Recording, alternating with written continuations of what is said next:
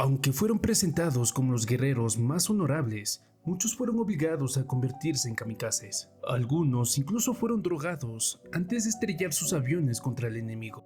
Hoy descubrirás lo que casi nunca se cuenta: el miedo y el horror que vivieron antes de su último vuelo. Los kamikazes, que en su traducción es viento divino, fueron pilotos japoneses de la Segunda Guerra Mundial, entrenados para estrellar sus aviones cargados de explosivos contra barcos enemigos. La mayoría de los pilotos eran jóvenes de entre 18 y 24 años. Su misión no era regresar, era convertirse en un arma humana.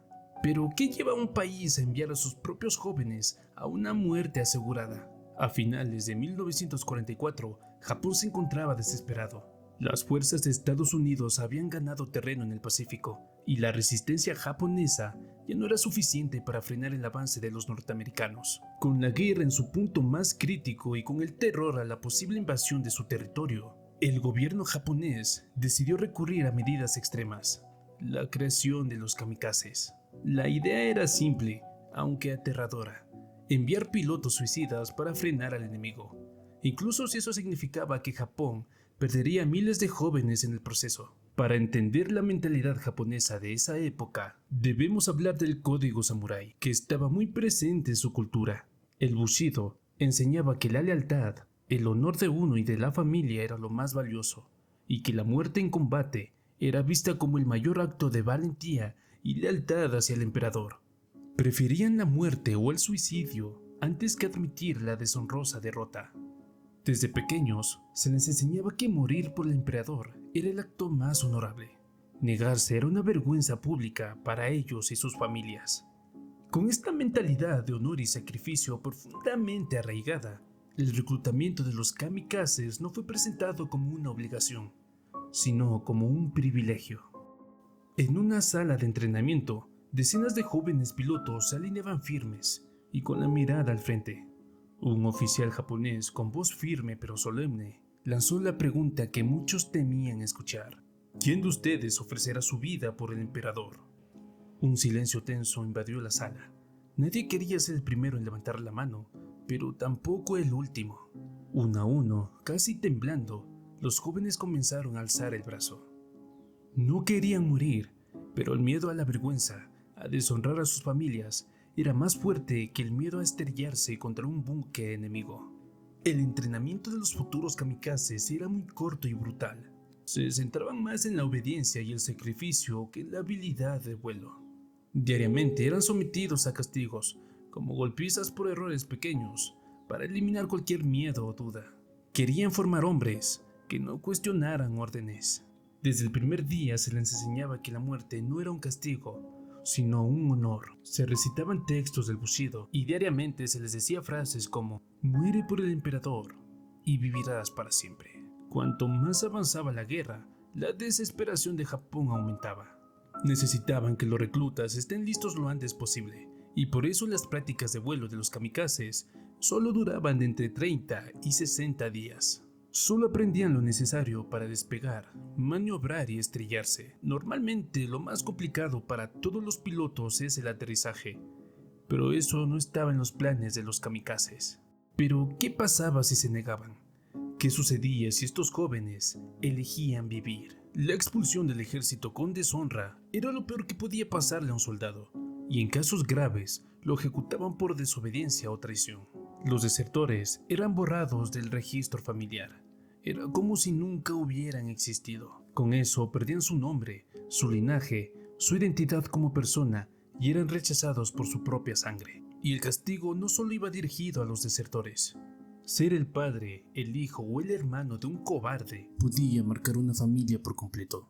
La familia sufría rechazos, insultos e incluso la pérdida de sus empleos. En una nación que enseñaba a las personas a morir antes que fallara el emperador, el peor castigo no era la muerte, era vivir con vergüenza. Por esa razón, muchos jóvenes preferían estrellar sus aviones antes que ver a sus familias sufrir. Cuando terminaban su entrenamiento, se les daba una última cena especial: pescado, sopa de miso, arroz blanco con un poco de sake, e incluso se les brindaba carne de res, que era muy difícil de conseguir debido a la crisis.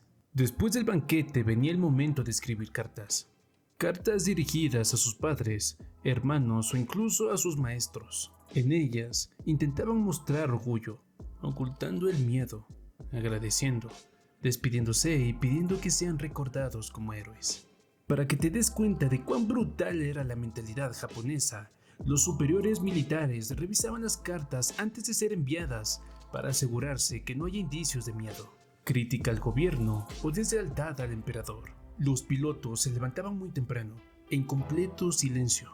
No había bromas ni palabras innecesarias, solo un ambiente pesado y tenso. Desayunaban y se colocaban su uniforme con una banda en la cabeza, con símbolos como el sol naciente. Muchos de ellos llevaban un talismán sintoísta que les daban en el templo antes de partir. Curiosamente, era para protección, aunque sabían que iban a morir. Algunos cosían sus cartas en sus uniformes o las escondían en sus bolsillos con la esperanza de que si algún día encontraran sus cuerpos, alguien pudiera leerlas. Muchos de ellos escribían su nombre en el fuselaje del avión o en el timón para no olvidar quiénes eran. Todos tenían que estar con sus uniformes impecables.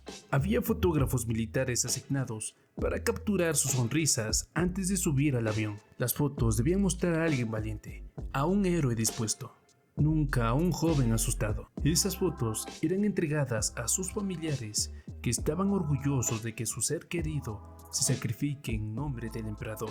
Muchos jóvenes tenían terror de subir al avión, aunque no lo decían, se les notaba en su rostro.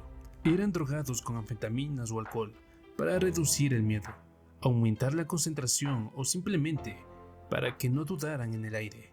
Cuando despegaban, sus otros compañeros y los demás soldados los saludaban con una reverencia y a veces incluso lloraban en silencio. Sabían que nunca volverían a verlos. Los jóvenes iniciaban el vuelo, acompañados por 500 gramos de explosivos y los tanques llenos de combustible para aumentar la explosión al estrellarse.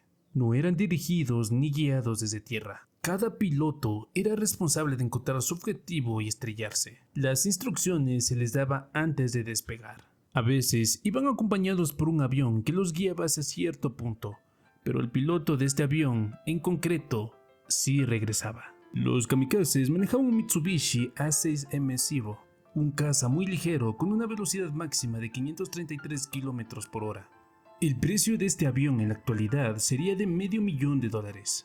Ya en los últimos meses de la guerra, Japón ya no contaba con muchos recursos. Ya no podían invertir tanto dinero en un solo avión. Usaron aviones que servían para los entrenamientos de los pilotos, quitando lo innecesario para hacerlos más ligeros. También usaron aviones ya obsoletos o dañados, e incluso aviones de madera. A la final, Japón priorizó cantidad más que calidad. Como los kamikazes no regresaban, daba igual si fueran aviones defectuosos o frágiles. Más de 3.800 pilotos kamikazes murieron durante la Segunda Guerra Mundial. Solo unos pocos sobrevivieron, por fallas mecánicas, por no encontrar el objetivo o por decisión propia. Pero, ¿sus ataques fueron efectivos? Aunque la mayoría de los ataques fallaban, causaron mucho daño a la Marina de Estados Unidos. Hundieron unos 34 barcos y dañaron más de 300. El ataque kamikaze más conocido fue contra el portaaviones US Bunker Hill, que dejó cerca de 400 muertos. Este búnker fue impactado por 2 aviones diferentes. Los kamikazes infundieron miedo en la marina estadounidense. Trataban de detenerlos con artillería pesada y potentes antiaéreos, pero sus ataques eran impredecibles y casi imposibles de detener por completo. Aunque Japón ya iba perdiendo la guerra, rendirse era una vergüenza peor que la muerte. El código Bushido enseñaba que el verdadero samurái debía luchar hasta el final. Incluso entrenaron a ancianos, mujeres y niños para defenderse con lanzas de bambú si los estadounidenses invadían el territorio. Los kamikazes eran una prueba clara de que estaban dispuestos a todo antes de aceptar la derrota.